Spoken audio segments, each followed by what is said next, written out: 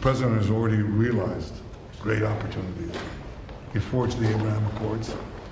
He's forging peace as we speak in one country and one region after the other. So I want to present to you, Mr. President, the letter I sent to the Nobel Prize Committee. It's nominating you for the Peace Prize, which is well deserved, and you should get it. Thank you very much. This I didn't know. Wow. Thank you very much. Thank you. Coming from you in particular, this is very meaningful. Thank you very much, Bibi. Thank you. Thank you for everything you're doing. Thank you. It's a great honor. Thank you very much, everybody. Appreciate Mr. it. President, have you spoken with any of the families of the victims of the Texas flood? And can you talk about what you would like to do when you travel there on Friday? Well, we're going to just make it as comfortable as possible for the state of Texas. They have a great governor. They have wonderful senators. They have wonderful representatives, and we're going to work together with them. And we have been working really very hard. This whole table has been working. That was a terrible event, terrible event. You saw that maybe where Texas was just absolutely so badly hurt by something that was a big surprise late in the evening. So we'll be working with the governor and all of the people of Texas. Mr. President, We'll be going on Friday. Mr. President, there was a security incident in northern Gaza today, right around the time that the Prime Minister was meeting with Secretary of State, Mr. Steve Witkoff. Does that, a number of IDF soldiers reportedly have been injured, possibly killed, does that in any way put a wrinkle in ceasefire negotiations with Hamas? I don't think so. They want it. They want to meet and they want to have that ceasefire. So I don't think so. Steve, could you respond to this? You know about it? Well, I think it's terribly unfortunate. Terribly unfortunate. We were just talking about it, how tragic it is, but we have an opportunity to finally get a peace deal, Mr. Prime Minister, as we discussed, and I'm hopeful for it very quickly. Mr. President, are the tariff letters that you sent today final offers, or are they negotiable? More or less final offer. So South Korea, Japan should take it or We're leave always it? subject to negotiate something that's fair, but we've talked to most of the countries, and pretty much they've had their way for many, many decades, as you know. And it was time that we just wanted fairness. This is not really equitable from our standpoint, because it's just a small token by comparison to the damage that's been done over the years. But we had no other president that was willing to do this. I did it in my first term with China and others. We took in hundreds of billions of dollars of tariffs. No inflation, the most successful period of time that we've ever had financially in the country. The first term. I think this term is going to be much better, even much better than that. That was the best ever, and this is going to be, I think, substantially better. And we're on the way to doing that. We've already taken in over $100 billion worth of tariffs, and we haven't even started. And all I say to the other countries is, you know, some of them wanted to make a deal and want to be fair. Others perhaps got a little bit spoiled. They were a little bit spoiled because for 30, 40 years, 50 years, they were taking advantage of the country. So we're going to, I would say, final, but if they call with a different offer and if I like it, we'll do it. And the August 1 deadline, I mean, is the August 1 deadline firm now? Is that it? I would say firm. No, I would say firm, but not 100% firm. If they call up and they say, would like to do something a different way, we're going to be open to that. But essentially, that's the way it is right now, yeah. Mr. President, is your Palestinian relocation plans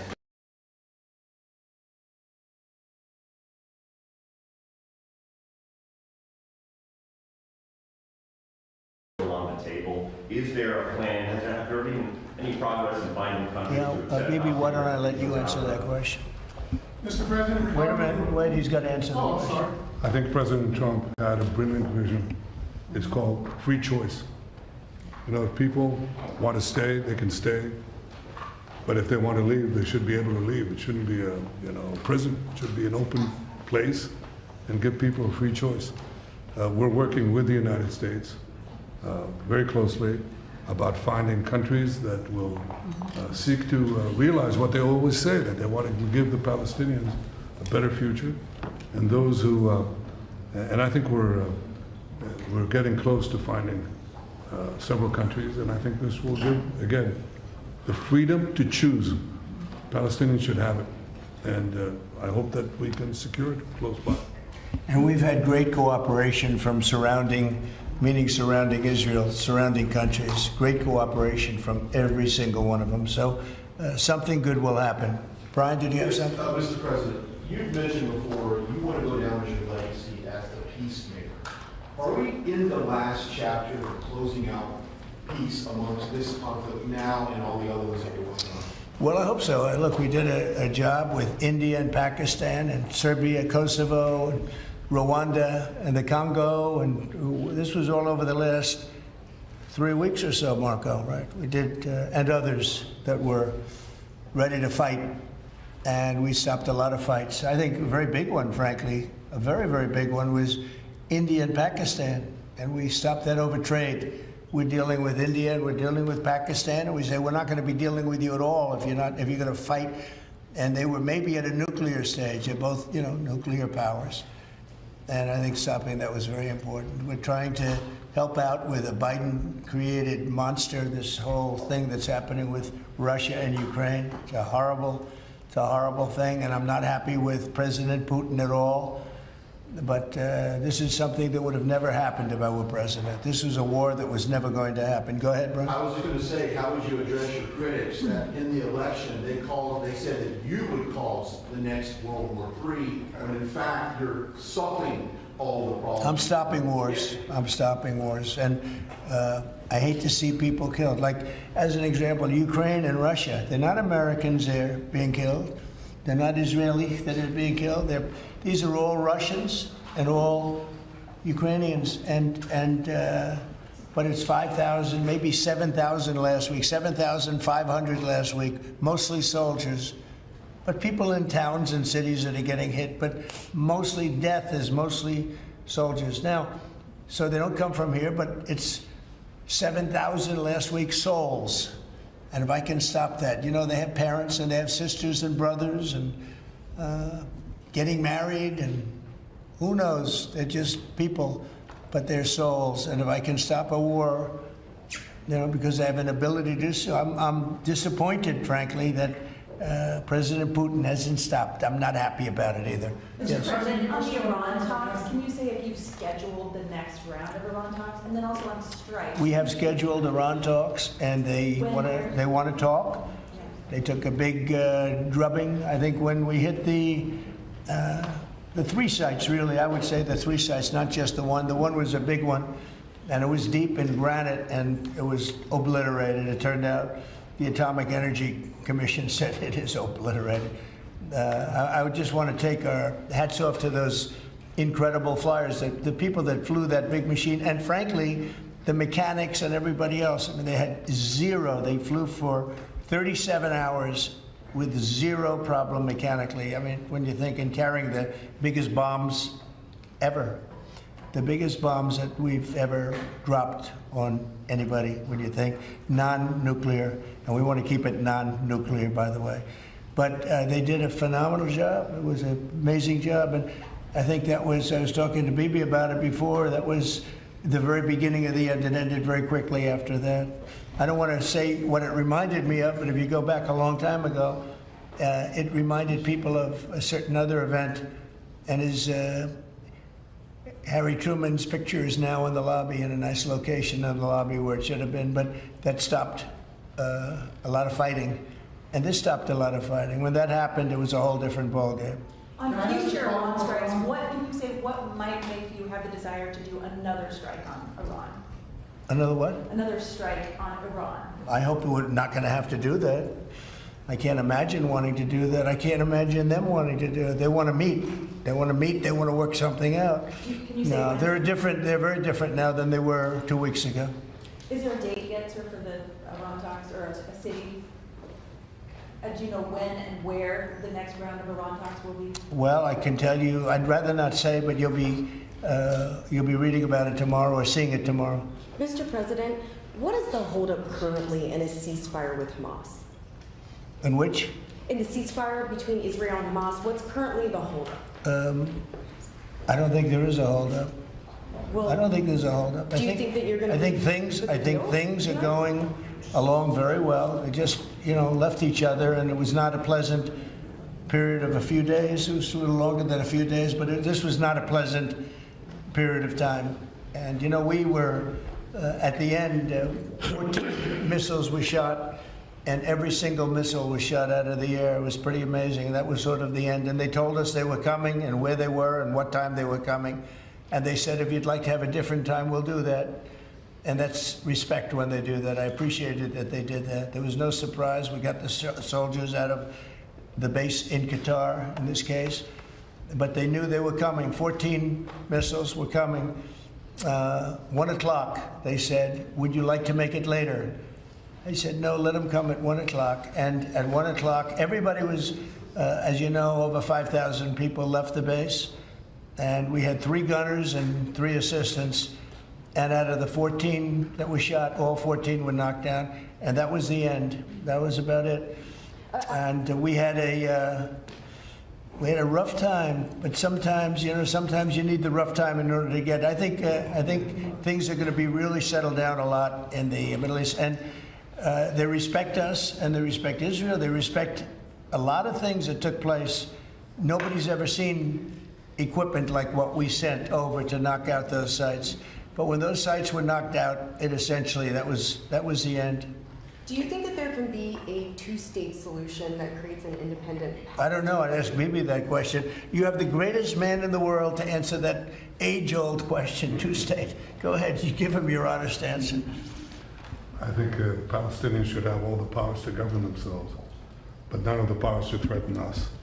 And that means that certain powers, like overall security, will always remain in our hands. Now, that is a fact. And no one in Israel will agree to anything else because we don't commit suicide. We want life, we cherish life for ourselves, for our neighbors.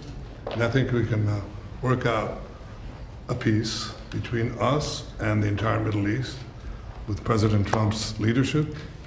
And by working together, I think we can establish a very, very broad peace that will include all our neighbors.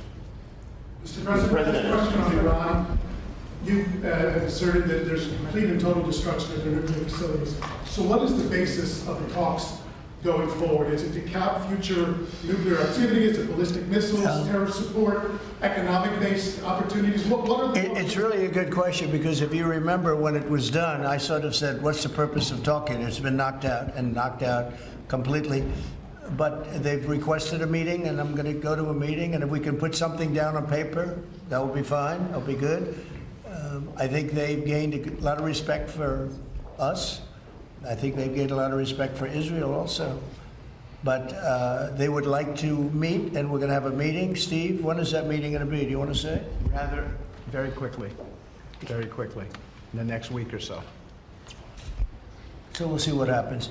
I think it would be nice to memorialize it, put it down, but because of the incredible result of that attack, if you want to call it an attack, I didn't think it was necessary to have it in writing. I think we spoke. I mean, that speaks much louder than writing. But I can also understand why they'd want it. And they've been very nice. They've been very respectful. And it began by them telling us about 14 they had to do. You know what 14 represents, right? Do you know what 14 represents? Right? You know that, right? The number of bombs dropped. So it was, you know, representative. We got them all. Yeah, please. Behind you, please. No, you. Oh, me? So this is a question for the Prime Minister. The likely next mayor of New York City, Zoran Mamdani, a Democratic socialist, and a vocal critic of Israel and of yourself, and has said he would arrest you if you came to New York City if he was mayor. Is that something you take seriously, or are you concerned about that? Do you have a response to that? No, I'm not concerned about that. I'll get him out. Look, there's enough craziness in the world, but I guess it never ends. I mean, you have this is folly, and it's it's silly in many ways because it's just not serious. But what is serious is the question I was asked before. You know, after October 7th, people said the Palestinians had a state, Hamas state in Gaza, and look what they did with it. They didn't build it up; they built down into bunkers, into terror tunnels, after which they massacred our people, raped our women, beheaded our men, invaded our cities and our towns and our kibbutzim, and did horrendous massacres, the kind of which we didn't see since World War II and the Nazis, the Holocaust. So people aren't likely to say, let's just give them another state. It'll be a platform to destroying Israel. We'll work out a peace with our Palestinian neighbors, those who don't want to destroy us, and we'll work out a peace in which our security, the sovereign power of security, always remains in our hands. Now, people will say it's not a complete state, it's not a state, it's not that. We don't care. You know, we vowed never again. Never again is now. It's not going to happen again. So we'll see you in New York next year? Oh, well, look, I'm going to come there with the President Trump, and we'll see how do you know who the mayor will be? I don't know that. Do we know that? He's going to be very fine, and who knows, we don't know who the mayor's going to be yet. But this is a communist. He's not a socialist, he's a communist. And he said some really bad things about Jewish people, and he said some really bad things about a lot of people. And I think he's going through a little bit of a honeymoon right now, but he might make it. But, you know, it all comes through the White House. He needs the money through the White House. He needs a lot. He's going to behave. He'll behave. He better behave, otherwise he's going to have big problems. But it's a philosophy that this country is not ready for, and it never will be. By the way, we have a man with us who thought this was going to be a very glamorous, easy job. He's the ambassador to Israel, Mike Huckabee, former governor, former everything. I'd say he's a former everything, and respected and loved by everybody. And he loves Israel. He loves the state of Israel, and nobody loves it much more. And he's not Jewish, and he loves Israel. And he wanted to be there. I said, you know, Mike, it could be dangerous. No. Well, at least I was right about that. He was in every bunker you could be in. He was running around from bunker to bunker, but he's still with us, fortunately, and he's done a great job. Would you say a few words, Mike? Just want to say what an honor it is to serve you, Mr. President, and to see a historic horizon that we're looking at in the Middle East. And when the President made his trip to the Middle East, and then he really reached out to the new Syrian government, knowing they needed a partner, and knowing that they could pick the wrong partner. And what the President did, which took us all off guard, but the strategic move in that has set up something that is absolutely historic. And Mr. President, I don't even think you fully comprehend the impact that you're having on the region in a way that is so remarkable. And it was your leadership, your foresight, you did that. When the B-2s went in, the celebration, the sense of partnership that you gave with the Israeli people was so dramatic. But the message was bigger than to Israel. It was a message to the world. America's friends can trust us, but America's foes had better fear us. And that is a message that the President sent to everyone on the planet. And it is a message that will resonate toward a matter of peace, the likes of which I don't think we've ever seen. So thank you. Great job you're doing, Jim. Thank you. They love you over there. They respect him and they love him. Mr. President. You know, it's very, very interesting. We had the pilots here yesterday, as you know, and they were incredible. And we also had the mechanics. We had a lot of people here that had to do, a lot of people, I think about 170 people that had to do with that incredible journey, a journey that could have been horrible. You remember what happened with Jimmy Carter, with the helicopters and all of the problems, and ultimately hostages. We had the exact opposite. Everything was perfect. It worked perfectly. But I didn't realize, I was saying to one, is this something that you felt strongly about? Absolutely, sir. I couldn't wait. I said, better than you, really better you than me. But they couldn't wait. He said, sir, we've been practicing for this mission for more than 20 years. From just after 2000, they've been thinking and practicing to go into that area. I guess you probably know that better than anybody, Pete. They've been looking at going in, but they never had a president that would allow them to do it. And perhaps right, perhaps wrong. I don't know if that's true or not, but I didn't realize they were preparing for that journey from just a little bit after 2000, the year 2000. And I was pretty amazed by that. They knew it. They knew every inch of it. And they came back and they said, we got it better than we ever did in practice. But they've been practicing for more than 20 years. Can you imagine? Yeah. On Ukraine, Mr. President, are you planning to send more weapons to Ukraine? We're going to send some more weapons. We have to. They have to be able to defend themselves. They're getting hit very hard now. They're getting hit very hard. We're going to have to send more weapons. Yeah, defensive weapons primarily, but they're getting hit very, very hard. It's very sad. So many people are dying in that mess. Mr. President, the one big beautiful bill now signed into law by you, what would you like congressional Republicans to turn their focus to? All they have to do now is talk about how good it is. The biggest tax cuts ever. No tax on tips, no tax on Social Security, think of it, no tax on overtime. From a business standpoint, the jobs are coming in like we've never seen them before. As soon as that was signed, there were 9 factories that announced that they were building the one-year deductibility, things that from a business standpoint you'd understand. The jobs that are being created. And one of the things that is, and this is also that, but it's also because of the tariffs, a tremendous success. We're taking in hundreds of billions of dollars in tariffs. One of the things that is so exciting is the number of companies and car companies where they're building plants. AI is the big thing. We have over $15 trillion announced already, and it's been, really, I would say it's been during the last 3 months, but we're here for a short period of time, and some administrations never had anywhere near that number for a whole term, probably for a whole 2 terms. But we're up to over $15 trillion coming into our country. There's never been anything like it anywhere in the world. There's never been an investment like that anywhere in the world. Look, I told this story, and I just told it to Bibi backstage. I was talking to him, and I said, the King of Saudi Arabia, smart guy. And also we went to Qatar, and we went to UAE. Really 3 strong leaders, smart guys. They all told me the same thing, and then that was reiterated at NATO just recently when we got back, where they agreed to spend $1 trillion a year, by the way, which is about 3 times what they were spending. But they all said the same thing. We thought your country was dead. Horrible term, right? We thought the United States of America was dead, and now you're presiding over the hottest country anywhere in the world. We're the hottest country in the world. I think Bibi would admit it, even hotter than Israel, though Israel was pretty hot about a week ago, I can tell you, for the wrong reasons. But we are the hottest country in the world right now, and it happened faster than anybody thought possible.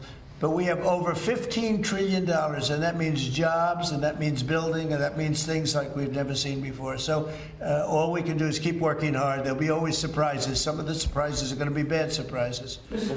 President, again, real quick, on Iran, in your view, is the war between Israel and Iran over, or do those talks need to happen before you can? Well, I would say that the best man to answer that is the Prime Minister. But I will tell you that, in my view, I hope it's over. Yeah, I think Iran wants to meet. I think they want to make peace, and I'm all for it. Now, if that's not the case, we are ready, willing, and able. But I don't think we're going to have to be. But I think Bibi would answer that question very well. I think the partnership between Israel and the United States, the partnership between President Trump and me, produced a historic victory. It's an incredible victory, actually. It brought the greatest capabilities of the United States that are unmatched with the great capabilities of Israel and the army of Israel, pilots of Israel, soldiers of Israel, and the Mossad. And the combination of these 2 extraordinary capacities produced a decisive result. It set back the 2 tumors that were threatening the life of Israel, the nuclear tumor and the ballistic missile tumor, because they were planning to build 20,000 of these things and launch it on a country the size of New Jersey. And no country could withstand that. So what do you do when you have 2 things that are going to kill you? You have to remove them. With our combined effort, we did. But when you remove a tumor, doesn't mean that it can't come back. You have to constantly monitor the situation to make sure that there's no attempt to bring it back. So we've had a great achievement, and I think part of the effort of consolidating this and ensuring that we don't have to repeat this is to monitor this carefully, Of course, the President and I are talking about it, our teams are talking about it, but there's no question this is a historic victory. And I think, as was said here today, this has already changed the face of the Middle East. But it's not over in your view. But I think that there is an opportunity here to create a historic expansion of the Abraham Accords, which were themselves an act of history, that deserve a Nobel Prize for the President. But I think the opportunities are much bigger. And I hope, I'd like to believe that Iran would not test our fortitude, because it would be a mistake. And It's better to go a different way. do you believe that regime change is still necessary there? But I think it's up to the people of Iran. You do. Mr. Prime Minister, speaking on Syria, the Trump administration was fully supportive of the changes in Syria, backing the new regime there. Obviously, your government more cautious from a security standpoint. Are you comfortable with the pace of change, with the security situation vis-a-vis Syria right now? I think there's an opportunity to explore. I think that everyone understands that the situation has changed. Before that, Iran was essentially running Syria, okay, directly through Hezbollah. Hezbollah has been brought to its knees. Iran is out of the picture. So I think this presents opportunities for stability, for security, and eventually for peace. And I think that's been opened up also by the fact that the president has opened up a channel.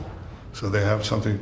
There's a lot to lose by going back to conflict, and there's a lot to gain by moving towards peace.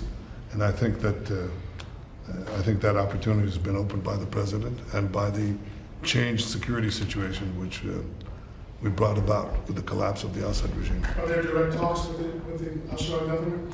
Now, let's suppose there were. Would I answer yes? No, right? That's my duty to ask. Right? It's your duty to ask, and my duty to ask you back. So, You know, at the request of a lot of countries in the surrounding area of the Middle East, including Bibi, we took the sanctions off Syria, and I met the new leader.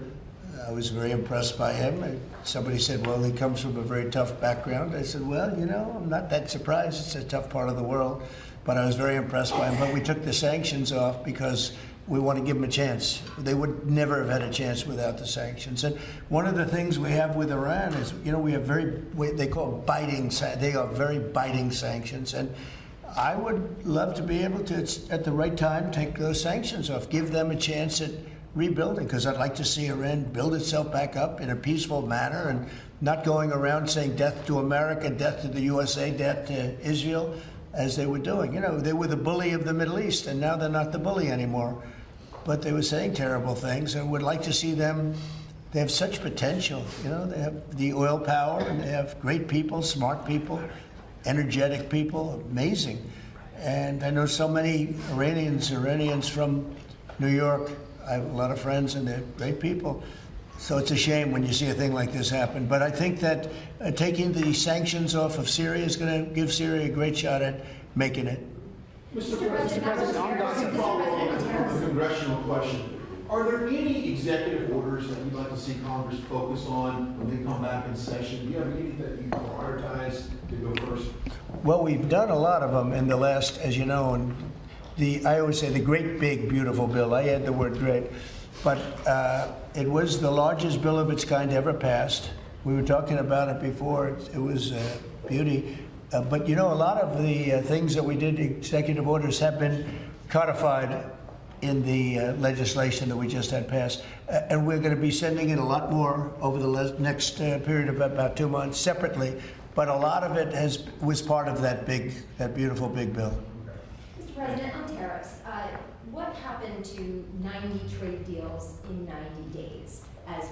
We've spoken to everybody. We know it's all done. Well, it's day 80. I told you, we'll make some deals, but for the most part, we're going to send a letter. We're going to say, welcome to the United States. If you'd like to participate in the greatest, most successful country ever. I mean, we're doing better than ever. I don't think, and you're going to see these numbers soon. We've never had numbers like this. We've never had investment like this. We have more than 90. We're going to have much more than 90, but most of those are going to be sent a letter. This is exactly what I said. Now, we've made a deal with United Kingdom. We've made a deal with China. We've made a deal. We're close to making a deal with India.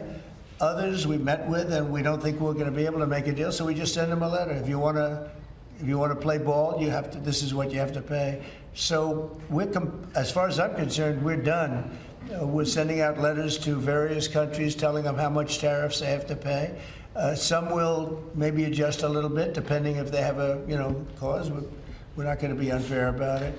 And actually, it's a small fraction compared to what we should be getting. We could be asking for much more. But for the sake of relationships that we've had with a lot of really good countries, we're doing the way I do it. But we could be getting a lot more. We could ask for a lot more than what we're asking for. Let's say we're done because you're sending the letters. To follow up on Ed had asked earlier, you're counting these as deals by saying, here's the tariff rate we're going to charge. I'm saying, here it is. Congratulations. Welcome to the United States. I hope you make a lot of money, and you're going to pay us money. They were ripping us. They were charging us tariffs at levels that nobody's ever seen before. We have some countries who are charging 200% tariffs and making it impossible to do business. And what the tariffs are doing is they're driving people in and companies into the United States. That's why we're building all of the work that you see happening in this country right now, and it's at a record level. All the factories, all of the AI institutions that are being built. It's largely because, I think it's because of November 5th, the good election, and I think it's because of the tariffs. Thank you all very much. Thank you. Thank you. Thank you. What's for dinner? I don't know, but it looks good to me.